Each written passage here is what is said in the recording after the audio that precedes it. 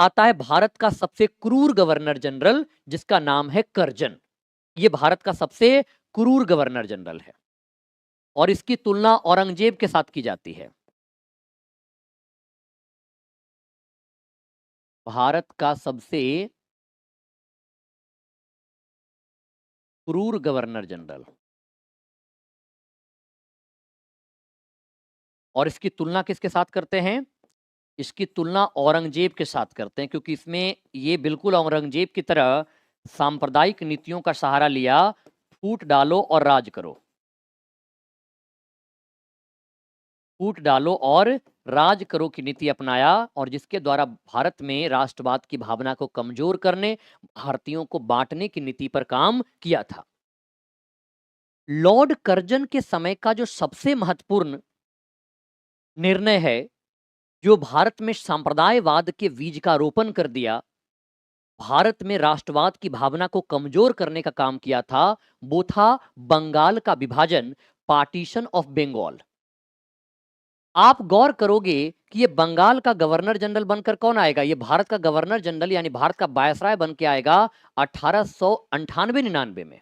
बंगाल का governor general बनकर आएगा, और ये जब बंगाल का गवर्नर जनरल बनकर आया, तो इसकी एक पहली नीति थी, भारत का गवर्नर जनरल जब बन के आया तो इसकी पहली नीति थी कि बंगाल को टूटना। 1903 में, देखो मैं आपको पूरी कहानी बताता हूं। 1903 में इसने एक विचार रखा, 1903 में बंगाल विभाजन की राय रखा। हालांकि देखो ये केवल विचार था, ये कोई घोषणा नहीं किया था बंगाल विभाजन करने का। ये बंगाल विभाजन की केवल एक राय रखा कि हम बंगाल विभाजन करेंगे। और बंगाल विभाजन वो क्यों करना चाहता था? देखो वैसे तो उसने क्या बताया,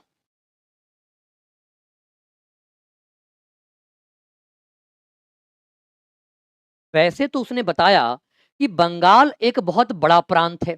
बंगाल क्या है? एक बहुत बड़ा प्रांत है, और इस बड़े प्रांत को एक साथ शासन करना संभव नहीं है।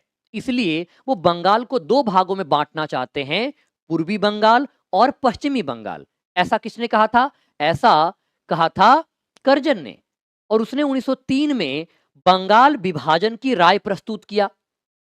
आगे चल करके 19 जुलाई 1905 को बंगाल विभाजन की घोषणा किया। देखो ये तो वो कह रहा था कर्जन कि वो बंगाल एक बड़ा प्रांत है, तो वो एक साथ इसका शासन नहीं चला सकता है, इसलिए वो बांटना चाहता। लेकिन इसमें उसका छिपा हुआ उद्देश्य था, क्योंकि जब बात हम बंगाल की करते हैं तो बंगाल राष्ट्रवाद का केंद्र था। कहते ना कि हृदय, और अगर हृदय पर चोट करो तो पूरा शरीर टूट जाएगा। तो बंगाल राष्ट्रवाद का केंद्र हुआ करता था, और इसीलिए उसने क्या किया कि बंगाल में राष्ट्रवाद को कमजोर करने के लिए उसने सांप्रदायवाद का बीजारोपण करना चाहता था, यानी हिंदू और मुसलमान में बंटवारा करना चाहता था। फूट डालो और राज करो की नीति थी। 19 जुलाई 1905 को बंगाल विभाजन की घोषणा किया। इसके विरोध में भारतीयों ने 7 अगस्त 1905 को कलकत्ता के टाउन हॉल में एक मीटिंग शुरू किया, और इस विभाजन के विरोध में स्वदेशी आंदोलन शुरू किया गया। हालांकि इससे बाज नहीं आया। 16 अक्टूबर 1905 को उसने बंगाल विभाजन को लागू कर दिया, और जब बंगाल विभाजन को लागू कर दिया तो कहा जाता है कि इस दिन बंगाल में शोक दिवस के तौर पर मनाया गया। राष्ट्रीय गीत वंदे मातरम गाए गए, दोनों तरफ के लोग ने नंगे पांव चल करके गंगा स्नान किया, और एक दूसरे की कलाइयों पर राखी बांधकर राखी दिवस भी मनाया था, और एकता का परिचय दिया था। तो इसने कैसे बांटा? पूर्वी बंगाल और असम प्रांत को मिलाकर के पूर्वी बंगाल, और जिसकी राजधानी ढाका रखा, और पश्चिमी बंगाल जिसकी राजधानी कोलकाता थी।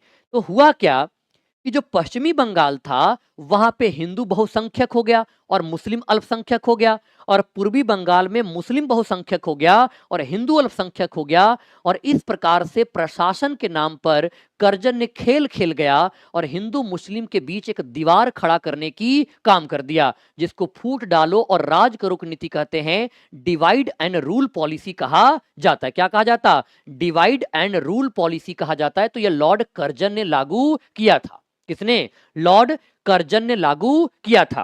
तो यह सबसे महत्वपूर्ण निर्णय था कर्जन के समय का। उसके बाद दूसरा निर्णय इसके समय का रहा 1899 का भारतीय टंकन और पत्र मुद्रा अधिनियम।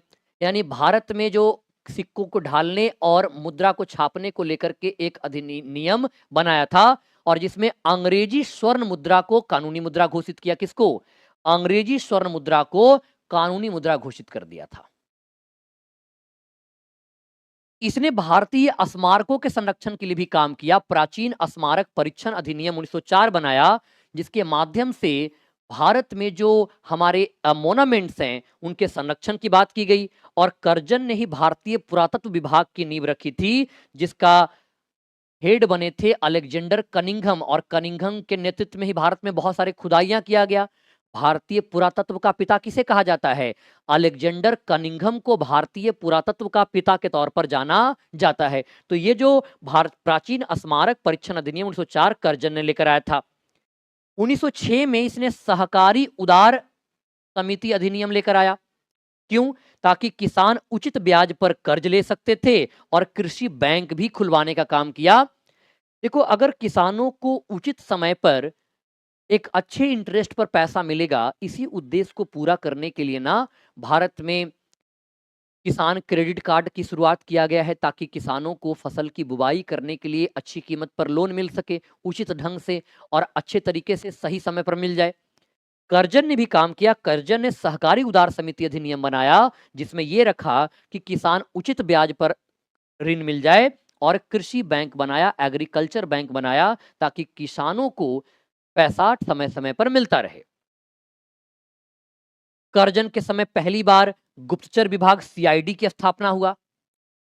जो आज सीआईडी आप देखते हो, वो सीआईडी की स्थापना, उस सीआईडी सीरियल नहीं, सीआईडी डिपार्टमेंट किसने शुरू किया था? तो ये कर्जन ने ही सीआईडी को शुरू किया था। पुलिस आयोग की नियुक्ति किया, जिसका अध्यक्ष एंड्रू फ्रेजर था। पुलिस आयोग में सुधार लेकर आया। विश्वविद्यालय आयोग लेकर आया। देखो, कर्जन ना बड़ा समझदार व्यक्ति था। मैं आपको कहानी बताता हूं। कर्जन ने क्या किया? 1902 में एक रैले आयोग लेकर आया। कर्जन विश्वविद्यालय शिक्षा को नियंत्रित करना चाहता था, क्योंकि वो जानता था कि विश्वविद्यालय में जो शिक्षा होता है उससे युवा नेता तैयार होता, और युवा नेता उसके लिए खतरनाक साबित हो रहा था। तो वो भारत में जो युवा नेता के बढ़ने को रोकना चाहता था, विश्वविद्यालय शिक्षा पर नियंत्रण करना चाहता था। वो कहते भी है ना कि अगर किसी देश को कुंठित करना है तो वहां की शिक्षा व्यवस्था को बर्बाद कर दो। अगर शिक्षा व्यवस्था को बर्बाद कर दोगे तो वहां की नस्लें कुंठित हो जाएगी। भारत में भी तो यही चीजें हुई हैं।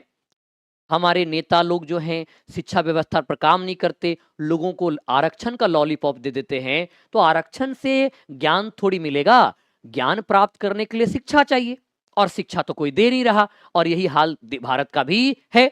तो यह आपको ध्यान रखना कि एक रैले आयोग बनाया था, जिसको विश्वविद्यालय आयोग कहते हैं, और इसी रैले आयोग की सिफारिश पर भारतीय विश्वविद्यालय अधिनियम बनाया गया, और इसके माध्यम से विश्वविद्यालय शिक्षा को नियंत्रित किया गया। यानी कि विश्वविद्यालय पर सरकार का नियंत्रण स्थापित हो गया। सरकार विश्वविद्यालय के सदस्यों के मनोनीत करने में उसका अधिकार था। 1899-90 में अकाल आयोग बनाया, जिसका अध्यक्ष मैकडोनल्ड था। तो मैकडोनल्ड अकाल आयोग बनाया गया। और किचनर डिस्प्यूट भी इसी समय आया था। किचनर विवाद, किचनर सेना का पद था। तो ये किचनर डिस्प्यूट इसी समय आया था, कर्जन के समय में। तो ये आपको ध्यान रखना, कर्जन। अब बात करते हैं कि कर्जन की विदेश नीति कैसी थी। तो जो कर्जन का विदेश नीति था वो अग्रगामी था। ये फॉरवर्ड पॉलिसी पर काम करता था। किस पे? फॉरवर्ड पॉलिसी पर काम करता था। तो ये फॉरवर्ड पॉलिसी क्या है? ये फॉरवर्ड पॉलिसी को अगर देखें तो जैसे आप देखो, उत्तर पश्चिमी सीमा था, उसको 1901 में एक अलग प्रांत बना दिया, नॉर्थ वेस्ट को। अफगानिस्तान से मित्रवत संबंध बनाए रखा, मैत्रीपूर्ण संबंध बनाए रखा। खाड़ी क्षेत्र में रूस, तुर्की और जर्मनी को अपना प्रभाव बढ़ाने से रोक दिया। 1904 में इसी के द्वारा तिब्बत में यंग हसबैंड मिशन भेजा था। ये क्वेश्चन पूछा है ना, यंग हसबैंड मिशन कहां भेजा था? तिब्बत में। तो किसने भेजा था? कर्जन ने भेजा था। और 1904 में दलाई लामा से एक लहासा संधि भी किया था। तो लहासा ट्रीटी किसके साथ किया गया था? दलाई लामा के साथ। दलाई लामा क्या है? तिब्बती धर्म गुरु को दलाई लामा कहा जाता है। तिब्बती धर्म गुरु को दलाई लामा कहा जाता है। देखो, मैं परीक्षा साथी का कोई टी शर्ट नहीं बनवाने वाला हूं, क्योंकि मुझे अपनी ही वेशभूषा में पढ़ाने में अच्छा लगता है। है ना? वो लोग मुझे अलग-अलग प्रकार की टी-शर्ट पहना दिया करते थे, तो बड़ा चुभता है मुझे। मुझे अपनी ही वेशभूषा मुझे अच्छी लगती है और मैं अपनी वेशभूषा में चीज़ों को बढ़ाऊँगा। आगे जाकर के इस पे और भी शिक्षक जुड़ेंगे, तो किन्हीं को नहीं, सब अपने प्रोफ़ेशनल लुक में रहेंगे। कोई ये टी-शर्ट वी-शर्ट वाला नहीं चलेगा। मार्च 1904 में तिब्बत में यंग हसबैंड नामक अभियान भेजा और 1904 में दलाई लामा ने यंग हसबैंड के साथ ल्हासा संधि भी किया था। ठीक है? अग्रगामी विदेश नीति।